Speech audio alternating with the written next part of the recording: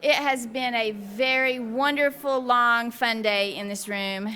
It was very hot this morning, then it finally got cooled off, which was great. You ladies missed the sauna before noon, so it's good you're here now.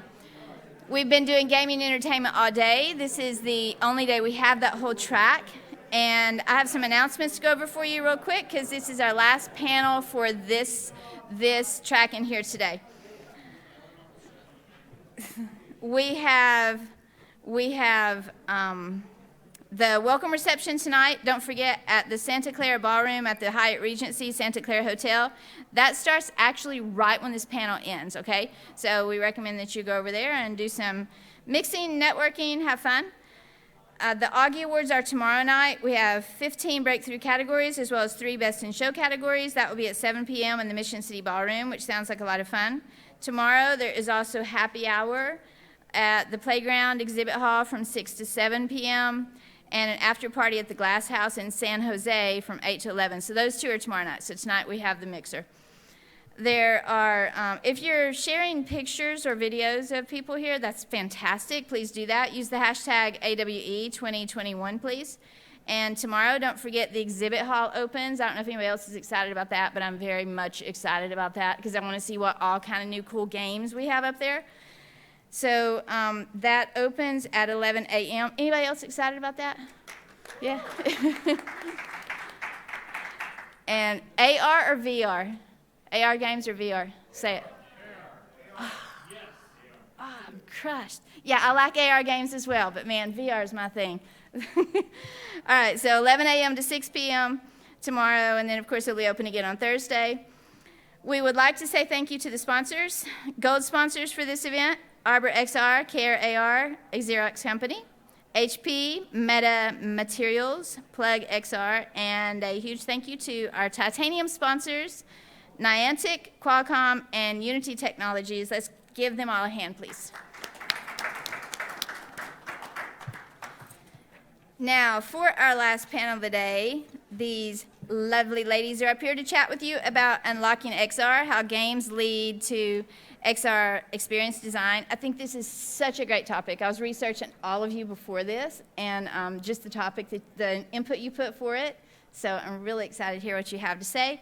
They will be doing questions at the end. I'm going to give them a warning to let them know they have a few minutes left for your questions. When you're ready to ask questions and they tell you they're ready for that, please go to the microphone, or otherwise it won't go onto our feed for people who are watching virtually. So you guys have fun. Oh, I forgot to... It might be nice if they know who you are. So this is Renee Gittin. She's the Executive Director of International Game Developers Association. She is actually going to introduce herself, and I believe the ladies are going to introduce themselves because we discussed this beforehand, but I was supposed to introduce you. I'm sorry. No, that's fine. That's fine. You guys have fun. All right, hello. It is an absolute pleasure to be here. As noted, I am Renee Gittins. I'm currently the Executive Director of the International Game Developers Association, but I've been working in AR and VR for quite a long time right now, both professionally and as a consultant for various companies. And I'm really, really looking forward to this wonderful discussion that we're going to have about the learnings that you can get from game design when it comes to the ups and downs and best practices of XR design. Karen? Yeah. Hi, guys. My name is Karen Sinha. I'm the founder and CEO of Illumix. We focus on empowering brands to create AR experiences across platforms. Prior to kind of focusing on third parties, and we've had incredible opportunities to work with brands. Most recently announced was our work with our engine in Disney last week. But prior to that, we built first-party content, and our primary game was Five Nights at Freddy's AR. Those learnings have certainly been applied to commerce and other third-party experiences, so I'm really excited for this. And the first-party game itself, which kind of started as a little experiment, has actually gone quite well. We've done over 20 million downloads organically in the last year, and we still have millions of monthly active users. So I'm excited to chat about this. Wonderful. Jenny? Cool. So I'm Jenny Xu. I have been making games for about 12 years now. So I make a lot of indie games and experimental games, which is why AR, VR are really interesting to me.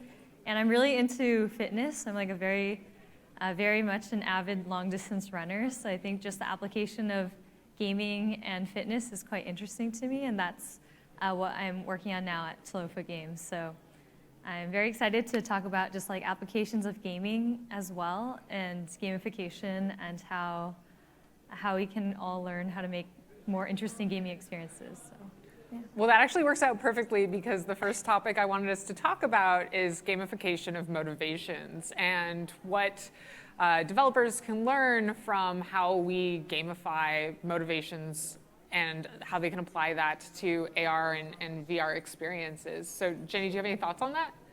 Yeah, I mean, I mean, right now I'm working in the intersection of fitness and gaming, so I think my team talks about motivation probably like at least once or twice a week, maybe more, because the only reason why I think gamification works is like if the motivations for wanting to be better at the game and the motivations for whatever you're gamifying are aligned.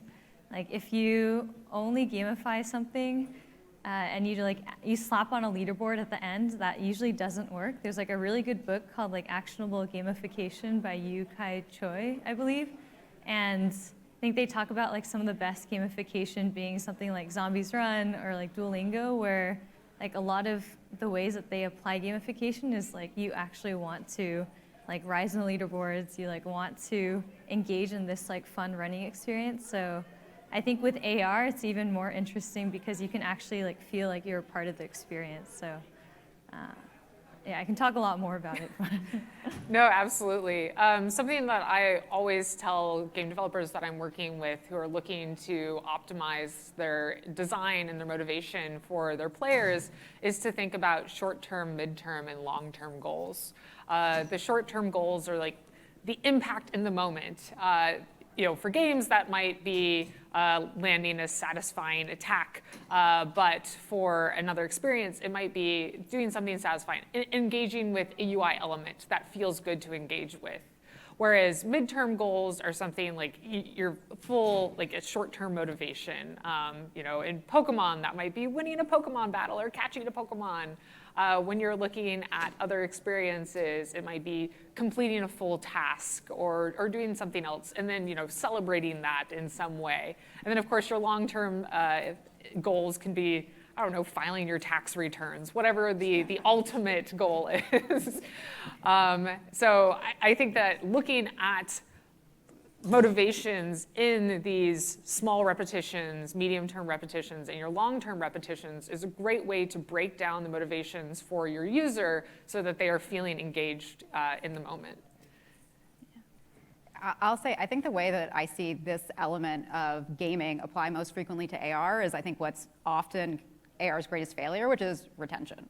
Right? You have these experiences that are cool or neat or kind of have novelty value, but people don't come back to them, people don't truly engage with them, assuming they can access them, which is a whole other thing that I'm sure we'll get into. But when people have these experiences, there's no need to come back. I think by starting with the game, that was something we really thought about. What is it that makes someone in an AR experience want to come back? What provides value? What's something where AR has this incredible power that I think you don't get in traditional gaming or even experiences where you are the protagonist in the story.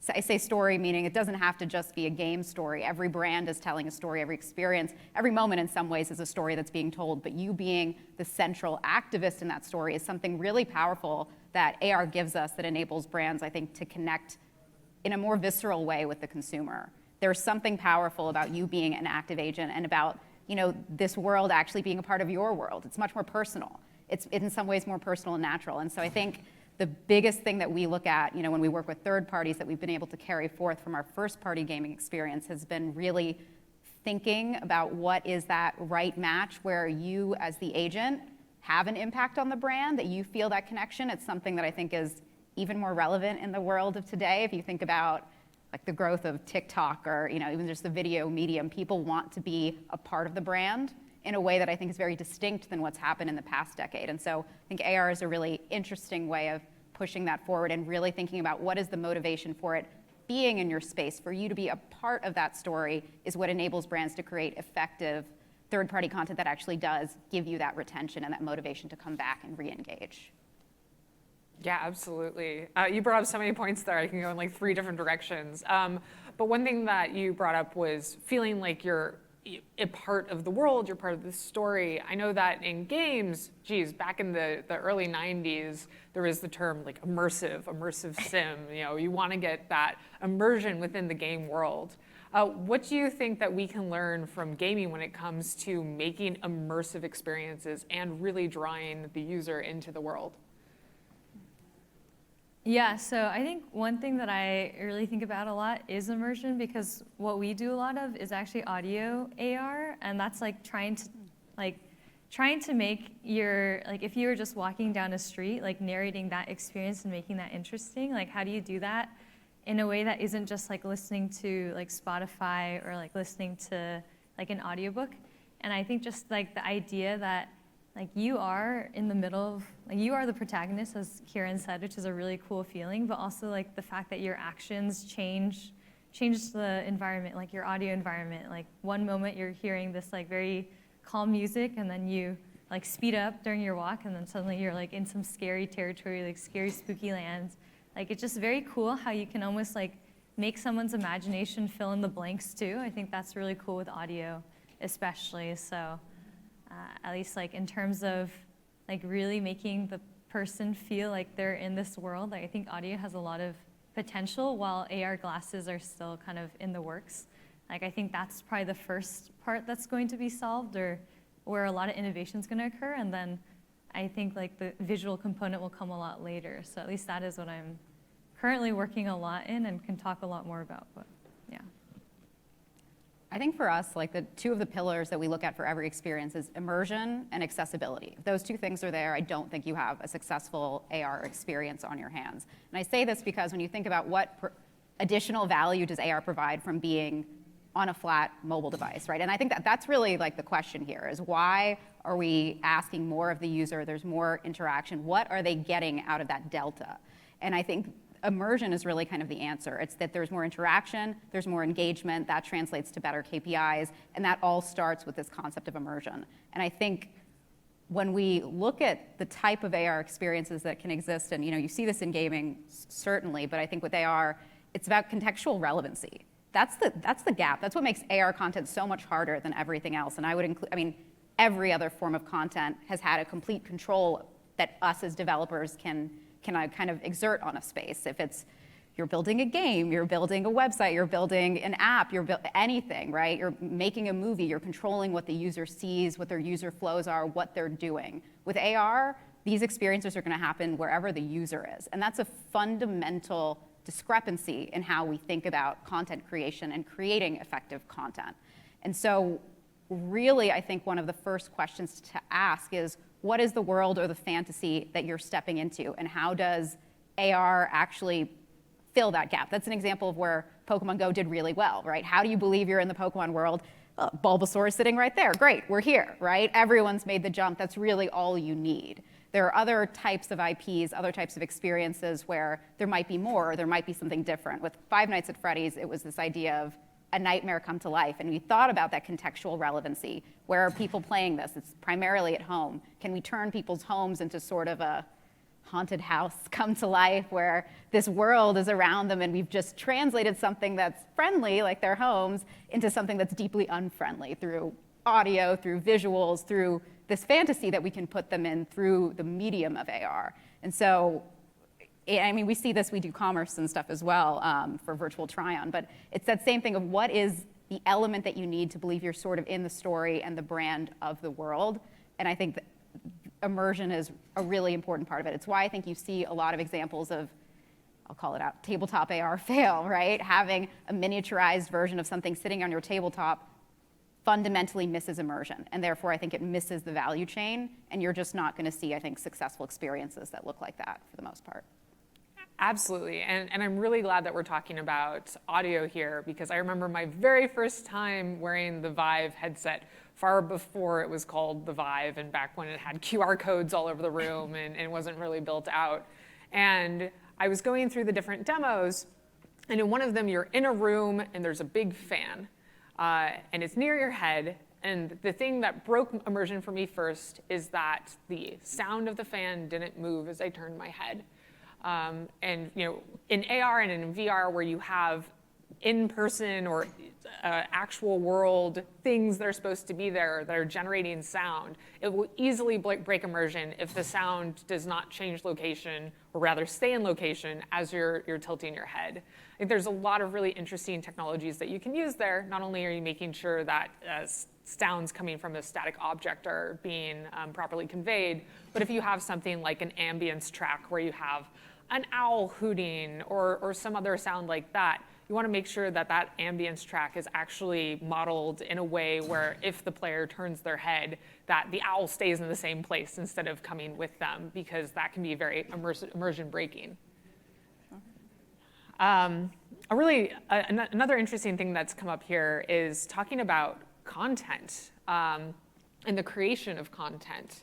I think that something that games have been doing very, very well recently is helping empower players to generate user-generated content. And now as we're getting into more of these discussions about the metaverse and about these other experiences, I think that people are looking to enter and create their own content. And in fact, AR and VR, I think, actually helps lower the barriers to a lot of this content creation, because you're engaging with it in a way that makes more sense without having to go through as many tool sets. What are your thoughts on user-generated content, what companies can learn from it, and this concept of integrating this new content with the metaverse, however you may interpret that? Yeah, I guess one thing that I thought of was an experience that came out maybe a year or two ago called Displayland. I think it was made by Ubiquity 6. But I remember that was one of the first kind of AR, like world scale experiences I had seen, where you literally just like take your phone and then you can make a scan of like the room you're in, and it'll just appear in 3D, and then you can walk around it in AR. And I thought that was like one of the coolest user-generated experiences or applications I saw in AR. I don't think they ended up launching or keeping it up, but I just think that was like an example that I'll always remember of just like how easy it was to turn like your living space into like a skate park. Like you can just like drop little like a skateboard there, and like you draw ramps, and you made this like 3D model of your room. So I thought that was a really cool application of AR, and just how easy it is to turn wherever you are into like a play space. So I think that was one cool experience. And then the other one I think that is cool is there's all these like VR arcades that pop up.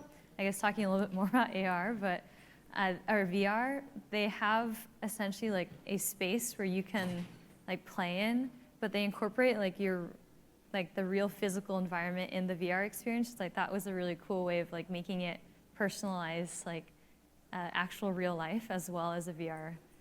So like you'd see a wall and like a zombie peeking up behind it, but it's like a real wall, so you actually feel it. Well, it adds to that immersion, right? Yeah. Yeah.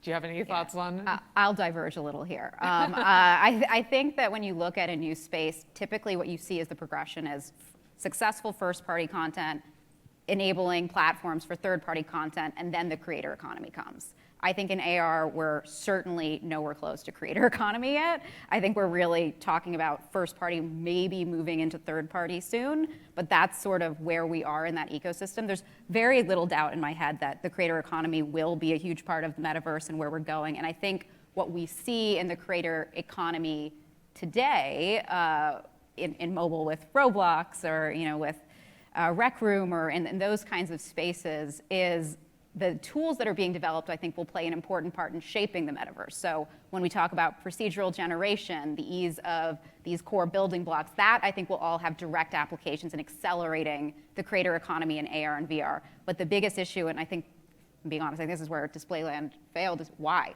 Why is a consumer doing this? It's a high barrier. You have to, I always try to think about what behavior are you cannibalizing? When you're talking about moving to a new medium, or even taking someone's time, even in a game, what are you really cannibalizing here? Are you cannibalizing them sitting around watching TV, playing it on an app, messaging a friend while they're on the bus? Like, what is it that we're removing here? And is what you're providing better? And the reality is, the attention economy, all of the things that are there today, it's a high barrier. That people can be entertained in a second. Go on TikTok, Reels, open up a Zynga game, whatever it is that floats your boat. It takes a second to entertain someone today. And so for I think AR, to hit that point where people are really spending time in it, this gets down to accessibility, allowing people to enter that experience immediately, no user setup, no effort.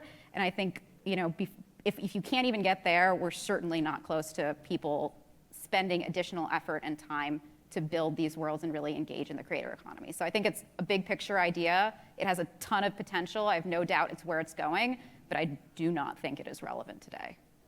Yeah, absolutely. That's a perfectly fair point. You have been talking about accessibility and onboarding people and getting them interested. What have you learned through the creation of games and games worlds and in doing that, in teaching the player and getting them involved?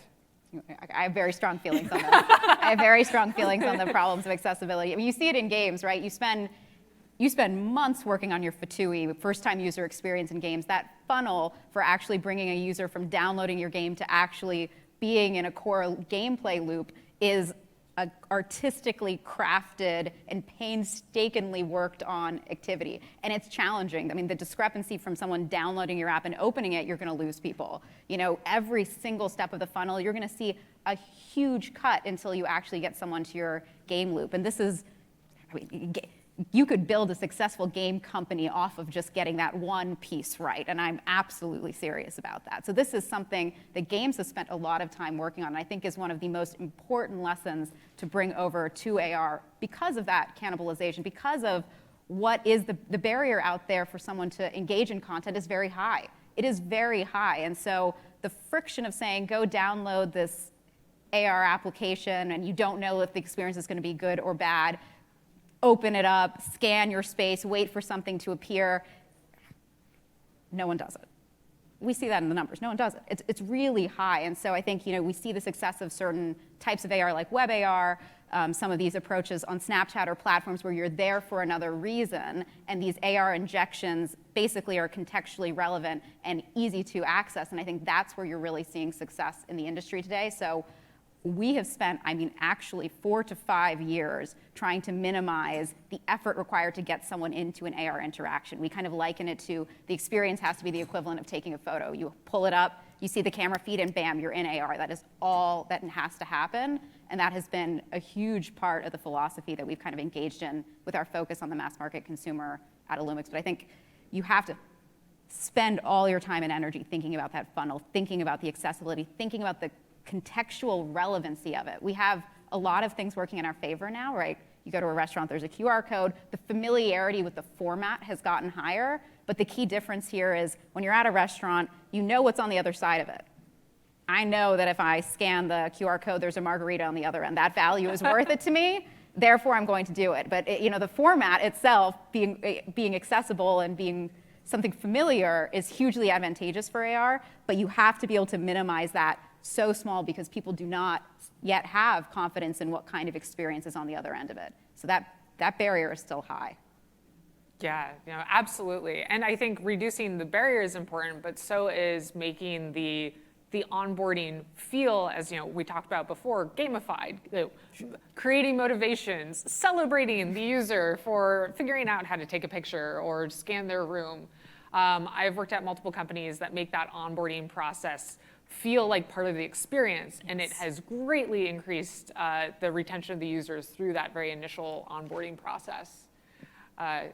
Jane, do you have any thoughts about? Yeah, this is something we're actively working on actually in our current game, but one thing that one of my mentors told me was like, if somebody doesn't find the wow factor within some period of time, they're probably gonna drop. And the amount that they gave me was 5 minutes, but I think it's probably less these days. Just the intention is just so low. So I was also told whenever you create any interaction with the player in the game, there's this concept called juice, which I'm sure a lot of people are aware of, but just visual polish, audio polish, they say if you think you put enough juice, double that or triple it, because that's gonna be the little carrot or the little bread trail and then the carrot that gets players to keep going. Everything, you gotta make the player feel like the winner or they're the best for hitting the button to go on. So for us, the FTUI or the first time user experience is almost like building a whole other feature, maybe even more. And it's the thing that you throw away the most too. So very, very keenly aware of it. And I think it's even I think it's a little bit easier maybe in AR or VR. I think that's a controversial take, but because you can like direct someone's like eye movements or hands to do certain things, I feel like you can build muscle memory a little easier than like a game where you're just like tapping. But I do feel like the Fatui experience is a lot more immersive, which is why we see applications of AR, VR, and things like surgery, or like I think we were talking about like construction earlier outside. So yeah, I feel like that like muscle memory and Fatui combination and gamifying onboarding is really cool application. Absolutely. And I'm super glad that you brought up the concept of juice or the wow factor, because I think that that is something that any app developer can learn a lot from when it comes to games, because games work so much on making everything satisfying. Every single interaction, every single button press, every single commitment of time, it is tuned to feel good or feel exciting or feel, inspiring, scary, whatever emotion is trying to be invoked. Do you have any further thoughts about recommendations for how to get that juice out of experiences, whether they're AR or VR? I guess just a couple thoughts that come to mind. I don't know if they're specific to AR or VR, but one thing is just like you want the player to essentially be, like if you're playing a game, like I made a mistake in my early games of making them too hard. Like first level is actually really difficult to go through, but now I've learned that it should feel so easy that anyone can get through it, so that they feel like the hero, like kind of going back to all these other things, like they feel like they can get through like basically an hour of like unblocked entertainment, and then they can start like feeling challenged or start having more mechanics added. So I'd say like just juice within AR or VR though, that works really well when you're onboarding a user.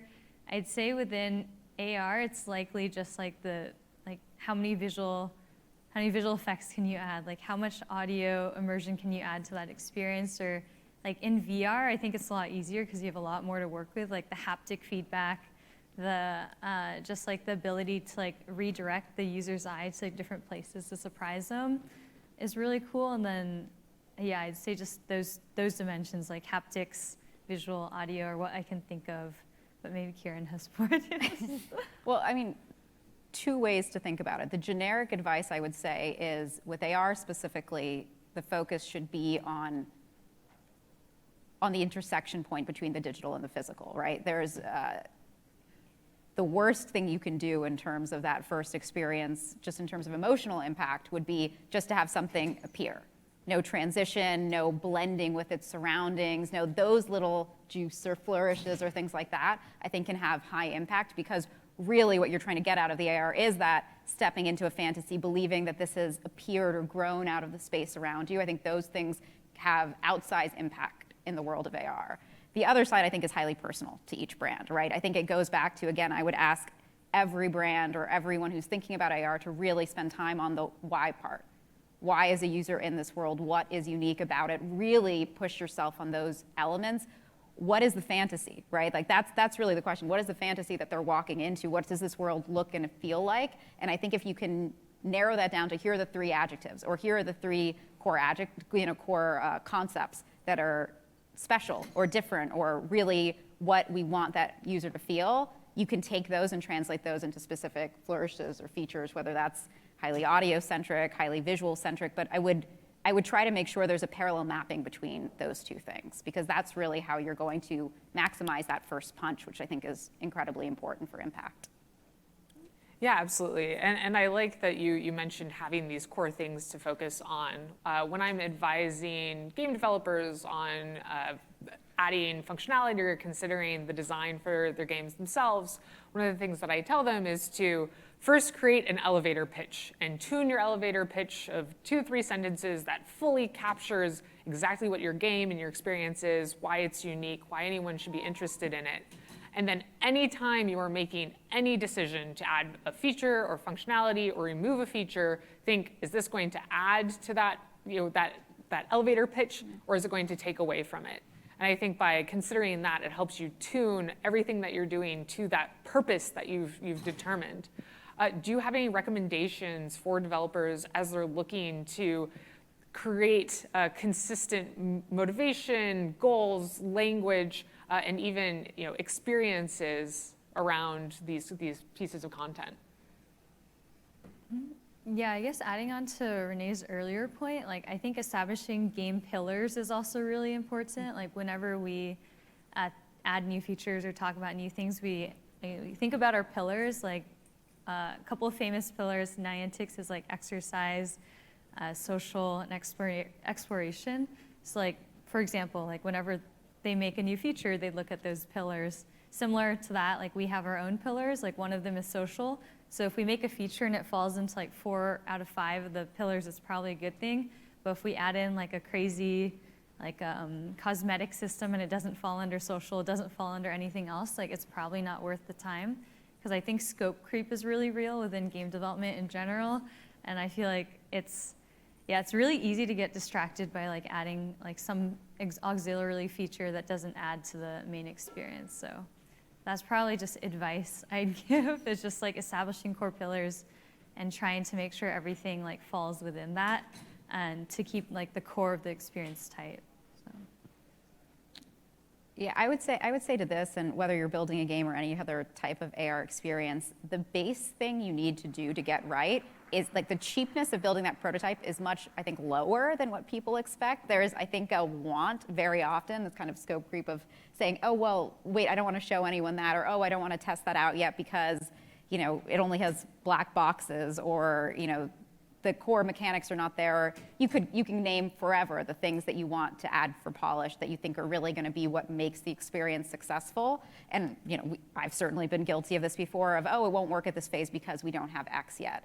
I would say really try to fight that instinct and actually going out there with a really bare bones AR experience and see, does the core thing work? Right? Does it work? Is this something that's working with audiences before you spend more time and money developing those experiences that may not be valuable? I mean, it's something you see, I think, more in engineering, basically, right? Is that like lean concept? And I think in entertainment, there's a little bit of a wanting to push outside of it because there's so many more amazing things that are going to impact the user and give them the emotion, and those things all layer and they do make an impact. But we could tell that Five Nights at Freddy's was going to work with just a single haptic test of like doing a heartbeat style counter on the phone, looking around with a fake camera effect, thinking that something was going to attack you. Just that was freaky enough for all of us to hold, and kind of it got in our head enough that we were like, and we have something. That didn't require AR, it didn't require really anything, right? But it gave us the idea that we can create a fantasy using these relatively little inputs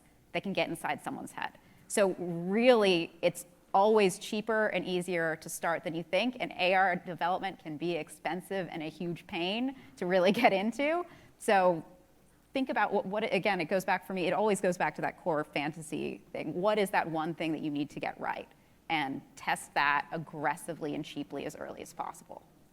Yeah, absolutely. I think something that is really done games very well is getting an initial prototype as quickly as possible and then iterating on every single idea. When you come up with a new feature, you get an initial implementation and then test it and iterate. Do either of you have advice for people who are not used to that sort of a development approach of iteration and testing? Yeah, I have an example of a time I failed to do that, which is where I think we spent a year building like a very polished demo, and then we sent it out and realized it didn't work. So we instead pivoted and started using Zoom actually to test a shared AR experience, and that was a lot quicker and cheaper. And I think it also keeps you honest. It's similar to what Kieran said with her just prototype with the haptic feedback. When you're limited to very primitive tools. We were doing Zoom and people seeing something on their screen, it does force you to get down to the core. Is it fun with boxes and just somebody talking to you, or is it not fun enough? And it's so much faster. And I think having been on both ends and being a perfectionist, it was really hard to switch. But switching over, I now never want to go back because I think I was told if you go 3 days without testing something, it's probably too long. Find a faster way to test it, because every day, especially at an early stage startup, like it's like expensive. It's life or death. So I would say it's even more important when you're earlier, and that's like where we're at. So I feel like this is very top of mind for me. Yeah.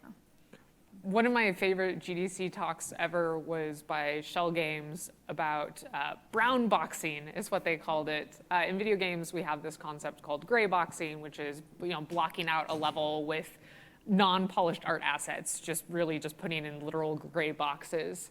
And they were talking about brown boxing their VR experiences by literally building cardboard prototypes so they could sit in a room with the cardboard there and see if the things they were asking the user to do felt good and felt engaging. And I thought that was a really creative use of extremely quick, cheap prototyping that allows you to experiment in either VR or AR if something's going to look good, feel good as you're dealing with it in person.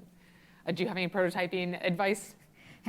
That reminds me that I think the cheapest, jankiest thing we ever did in the real world to mimic something in AR was we put a tennis ball with like a sheet on it attached to a fishing rod and had someone walk through the experience while someone was behind them trying to map it out. So you can really go very well. That was actually to get a sense of movement and directionality and how quick it should go. It's easier to actually just get a sense of that in real life than it is to kind of create a gajillion concept ideas, or certainly to prototype it in AR with Unity or whatever your chosen platform is. So I definitely agree with that. I think the thing I would say for AR specifically is when you're thinking about these prototypes, consider whether it's more relevant for that aspect of it to be done digitally or in the real world. Like which arm actually matters the most for each feature is somewhat different. So for that example, the kind of viscerality of moving around and looking was something that we had to prototype in real life, right? That was not something that, if we wanted to walk into, I think we prototyped in like Roblox and stuff like that as well.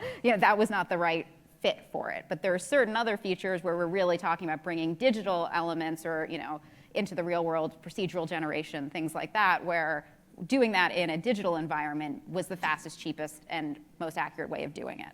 And so I think in AR in particular, where you kind of have one arm in the digital, one arm in the physical, understanding how each feature or how each concept translates to both and which one is going to be the success one versus the translation one is often a good way to determine what kind of prototyping will be most effective for you. Yeah, no, definitely. One thing sort of leading off of this that I'd like to get on more on the technical side is, do you have any advice as people are looking to build out these experiences about how they can reuse their work and not just create everything from scratch every single time they're working on creating a new experience or adding new features or functionality? Because I know that's super important in game development. I make sure that my games are super, super modular so I can work on creating content, not creating code and structures for each unique piece. Yeah, I'd say like pretty much exactly what you said. Like I feel like if you make your game into an engine in a way, like there are games that pivot into becoming engines, or games that you can then like make another version of it, but then reskin it.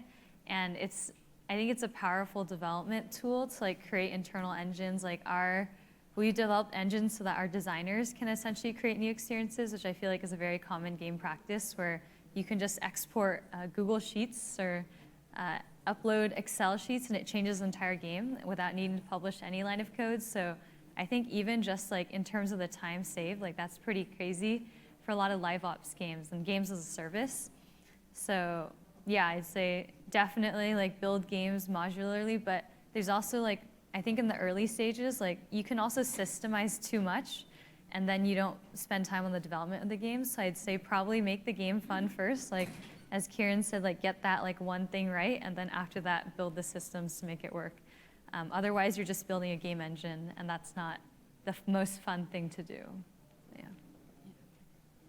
Yeah, I'll say, I think this is all great advice on the gaming side. I'll translate it slightly on the kind of AR side. I think in gaming, you're talking about keeping systems modularized, right? What is this system, or what is this loop, or what is this feature? And that's how you think about it. I think with AR, the way we think about it is interactions, right? What is the interaction that worked there? What is what is that person, digital, physical interaction that worked, and keeping those modularized, because that really lets you carry forth that success, whether that it's inside the same game, whether it's to another experience, whether it's to another platform. If you can nail the interactions, then there's a million ways that any brand can kind of reskin that or apply that and know it's going to be effective. And so we really think about it almost as interaction systems.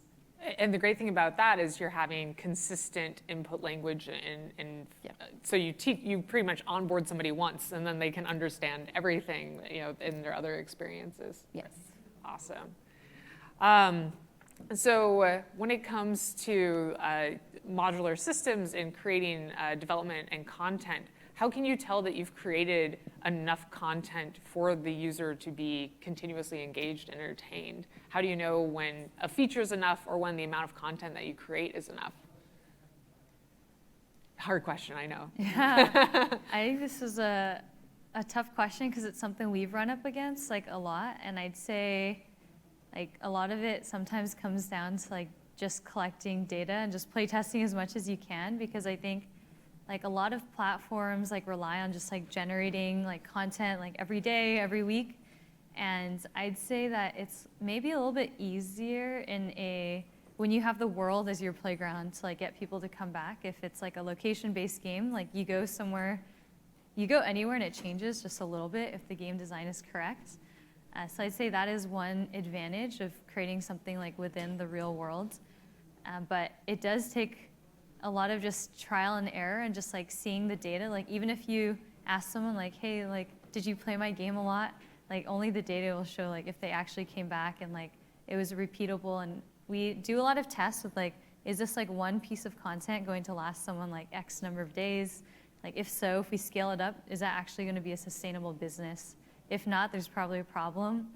And we always try to find ways to minimize production cost. So like we really like say this piece of content costs like $1,000. Like how can we either make more of that to sustain the user, otherwise they drop off, or how do we make that like $1,000 like cost less, like $500? Yeah. So the cheapest way to do this is just to have a lot of social features that are built in, is the honest truth, right? If you're on the content treadmill, this is going to be something that you do want to very precisely look at how much each content is getting you from a consumer perspective. And I think I lean towards personally, especially if we're talking about AR, VR experiences, which are slightly more limited, is to release a smaller portion of really good content versus spend longer developing and having more content. Users will come back if it's the right experience, and you can, I think, spend way too much time and money on what could potentially be the wrong experience. And so I think that's kind of a lesson that we've learned in different ways. And I would really, especially say in a new and more experiential medium, is important to keep in mind. So I would actually err on release sooner, assuming that core experience is something you've tested and you feel very strongly about, and then be able to continuously add content. We have certainly found from our content experiences and our work with brands that people do come back. And so I think that fear of, oh, we're going to lose them is actually less present than what I think we always thought in our heads. So that's been a lesson that we've learned on that front. But certainly if you're everything that Jenny said for, if you're on the content treadmill and really thinking about that, there's a lot of game information and documentation, and a lot of this information can, I think, be carried forward from previous experiences, especially if we're talking about similar types of interactions or systems. You can kind of know ahead of time how much content you really need and how long it will last. So it's a science. Yeah. So speaking of this data tracking, obviously you can track quite easily how long someone has been in an experience, but do you have any recommendations for getting useful data when it comes to these more nebulous interactions with AR and VR content, where it's not always just binary interactions? Like how do you gather that data and evaluate it as you're creating these experiences? Yeah, so I created like a horror VR experience once, and I think what we tracked a lot in that was like where their eyes are, what are they looking at? Because you can like track like what objects like the person's eyes like ray trace to, and like what maybe they never look up or they never look down. So like what is happening there? What is not drawing their eyes like towards what you want it to? So I think that's interesting, like tracking like object versus like time spent in game. And then I'd say the other stuff is like for AR, it's like, how are they just like keeping their phone in one place? Like, are they always turning off AR mode?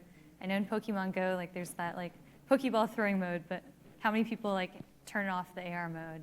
Like things like that are really useful. And then also like, how long does it take somebody to enter the AR experience? I think is also interesting to like Kieran's original point, because if they never scan, or if it takes them like 20 seconds, it's probably a reason why they're dropping off. So I'd say the accessibility angle is also very useful to measure and track in AR. Yeah, I would echo that. I mean, obviously, I'm a fanatic about the accessibility part, so we try to keep that number at basically 0 in our experiences. But I agree. I think a big thing that we were looking at, and actually the earliest KPI that we were looking at for success, was how much time is actually spent moving around your space, how much time is spent in camera mode. Because there were examples of other AR games out there, like Pokemon Go, where people do it for the first few seconds and then it's off forever, right? No one really leverages it. And we were really looking at what does AR first interaction mean? And that was really the center of what we wanted to build at Illumix. So that percentage number of what amount of time of all gameplay sessions, how much time is actively spent in the camera, because we were not AR optional, we were AR required, I think was important to us. We also have other modes of play where you don't necessarily, that aren't AR centric, but how much time was spent in that core AR interaction mode? And we're at 69%.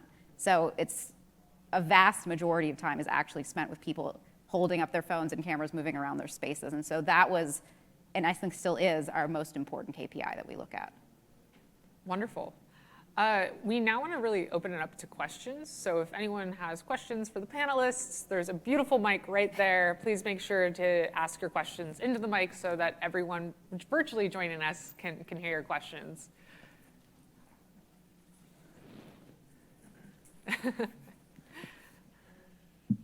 Hello.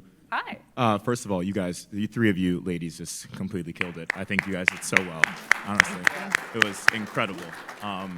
So actually, on that last question, can you actually give maybe a tip or just some information on what that ideal time you actually found individuals spending in AR? Like, was it only 30 seconds? Was it actually up to a minute?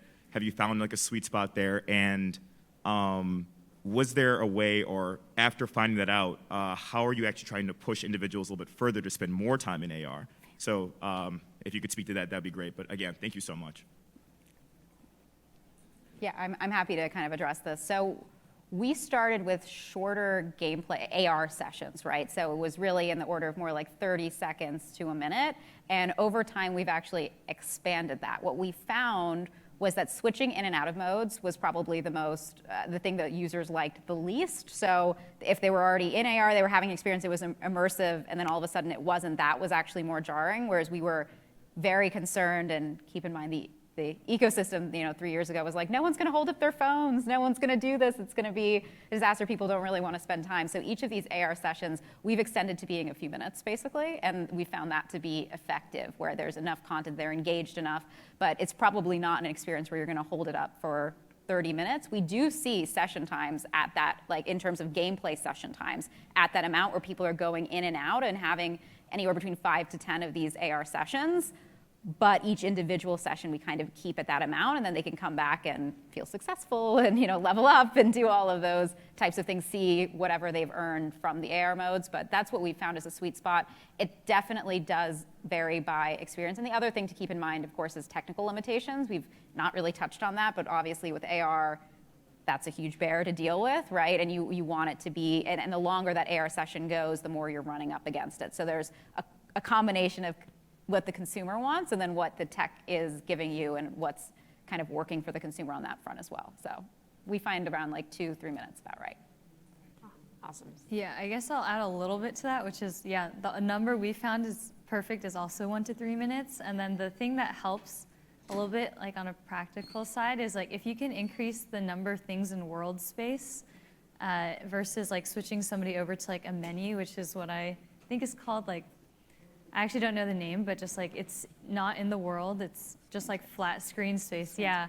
So like if you switch somebody over to like a menu that says like game over, like try again, they're probably going to leave the experience. But if you like have that menu floating like over whatever, like there's a scary Freddy monster and then above their head is like some floating object, it's probably going to keep them in the session a little longer because they didn't have to switch context either. So yeah, I'd say just in general, just keeping anything in world space over screen space that you can is very, very helpful for AR. Maintaining that immersion. Yeah. Wonderful. Next question. Yeah, no, I want to reiterate, I think that in all the meetings I've been at today, you three have really hit it right out of the park. I mean, you're very intuitive. Your presentation was spectacular. My question to you is that how is the gaming industry really looking at improving the mental and physical health and well-being of these young kids? You know, I mean, you're rewarding them. You create all these opportunities for them to play these games for hours, et cetera. But you mentioned that you like running, and I did like the whole. I ran the Boston Marathon October 11th, and your comment about music is really important. I think that that's a really interesting opportunity for a training exercise, mentally and physically, to pull that into some type of an application for people that are training for sports, or even kids in high school that might want to be able to be, incentivized by this whole opportunity. Just use music, which is a much easier format than visuals and stuff. So anyway, my question to you is what's the gaming industry doing to connect with that generation, to get them off the couch, to really figure out if he's playing game X, how are you connecting with, let's say, another game company that says, you know what, we want to reward him or incentivize him to be able to take his points or his rewards and use them in your game to buy more equipment, et cetera, et cetera?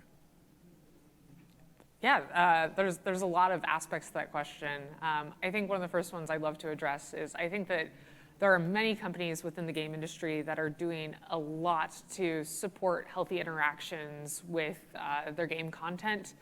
Cozy Grove is a great example. It's sort of an Animal Crossing-esque game, but in terms of those short-term and medium-term goals and motivations, one of the things that they make sure is that you can only do so many of those medium-term goals a day. So it actually limits your play session time to about 30 minutes to 45 minutes. And I think that's great because that's good gaming session. That's not gonna interfere with getting your homework done or, other life responsibilities, and you still get to feel satisfied at the end of it. I think one other thing that games are doing, and obviously people on this panel are doing, is encouraging learning and healthy behavior through the gameplay itself. I think that I've learned so much through games themselves about art and science and history and strategy that I can credit them to a lot of my success, particularly early in my academic career. Yeah, I'd say that for specifically games and wellness, it's just something I'm very passionate about because I think that if people are addicted to gaming, might as well be addicted to a game that gets you out and exercises you. So I have heard from a lot of people, Beat Saber, for example, VR fitness is something that I think is starting to become more and more popular because somebody will hate cardio exercise, but then slash at the Beat Saber blocks for hours and lose tons and tons of weight just because they're given a goal that is not just go out and do a 30-minute HIIT workout. They're actually doing something that's interesting. So at least for us, when we're looking at gamification of fitness and running, we really try to make the actual experience fun. So you're not just going out on a 30-minute running experience, but you're actually playing some game, and that game is inherently fun. So you're not just you don't think that I'm going out on a run. You think I'm going out to do X. I'm gonna go slay the dragon, and I think that's when it truly works is when the motivation is not the thing that you're gamifying. The motivation is the fun. So yeah, I think there's a lot of things being done in games to start and bring those learnings to actually good applications and not just sitting down looking at your phone all day.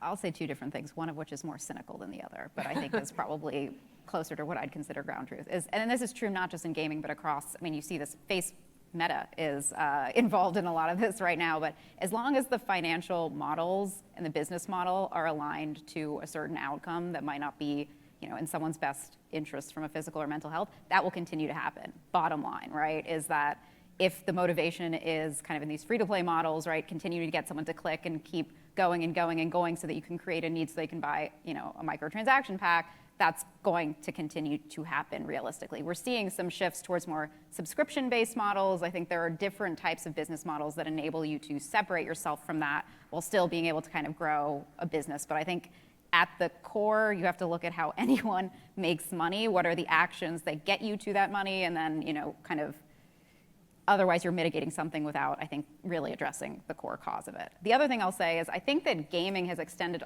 far beyond what it was 5 years ago, where it really was on these individual game loops and has become much more social. You could things like Roblox and Fortnite, and the type of interaction we're talking about there, or even my favorite VR game, this is embarrassing, is Walkabout Mini Golf, because I just like to hang out with my brother and play mini golf, and it's awesome. And it's maybe less traditional. It doesn't have that same kind of game loop, but it doesn't feel destructive at all because you're just playing 9 holes, 18 holes, and socializing with someone, and then you kind of move on. And so I think it goes down to what type of, I think games is becoming so much broader than what it was previously, and I think that actually will have the biggest impact on changing the kind of harm that games specifically is doing, actually. And I think, on the other hand, I think if the core business model is really centered around needing that attention, needing that kind of obsession to click, you're still going to have challenges realistically. Yeah, absolutely. Go ahead. Yeah. Hi.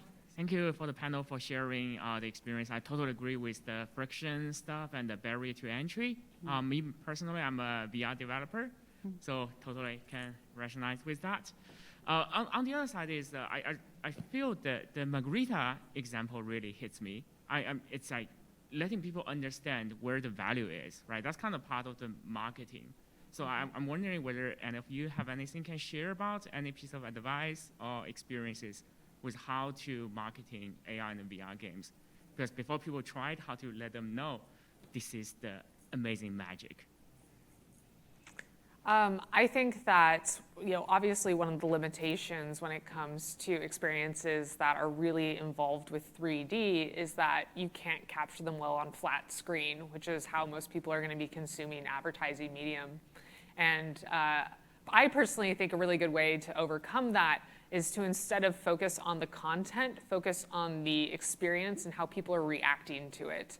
I think that good games are tuned to invoke emotion, and if you capture someone experiencing those emotions, or even if you encourage someone to share the emotions, you know, and get viral marketing among social media, that is going to be more effective than trying to translate your 3D immersive experiences into the flat screen to compel people.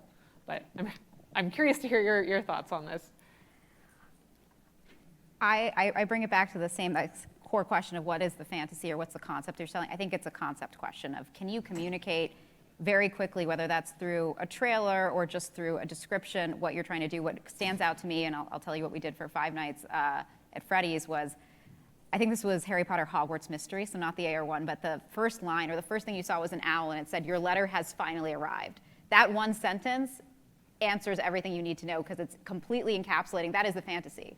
The owl got lost and didn't find me, and now it's finally found me. My letter is here, and that tells me what kind of experience and what is coming, right? That in a very short and concise way has already brought me into exactly what the value proposition is. What we did with Five Nights at Freddy's was we had sort of this, again, the concept was this haunted house come to life. These things are visiting you at home. How do we communicate that? We created a trailer. Literally, we taped a GoPro to someone's head and had them run through the house, and these animatronics are visiting them. In these different rooms as they're running around, they're all coming to you. And that is the core and the concept of the game, of this world come to life stalking you in your home. And so I think the most effective thing for these types of experiential, immersive games, whether that's VR or AR, is really think about what is it that is the emotion or the concept that you're driving, and how can you most effectively drive that home in a short period of time, or, you know, in kind of as most concise a format as possible.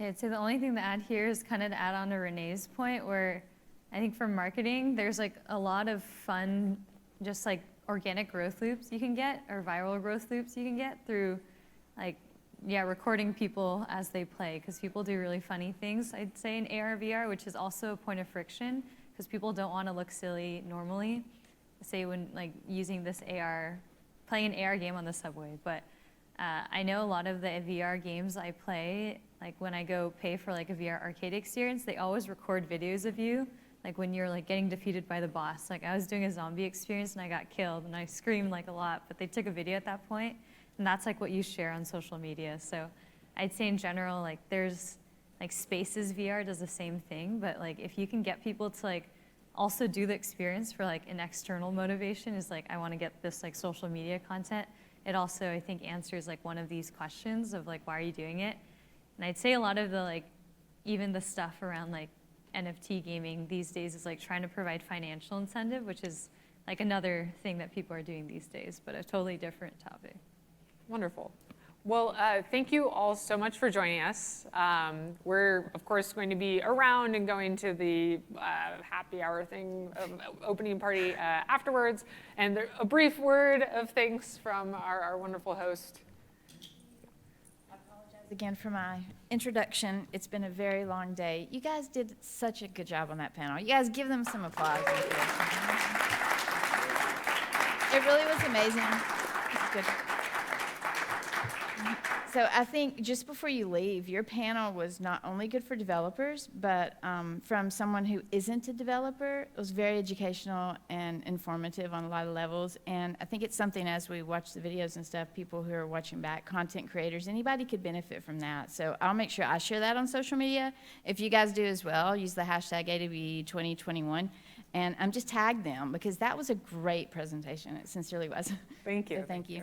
I just wanted to remind you guys we do have the welcoming party tonight, and I'm so tired at this point. What am I even talking about here?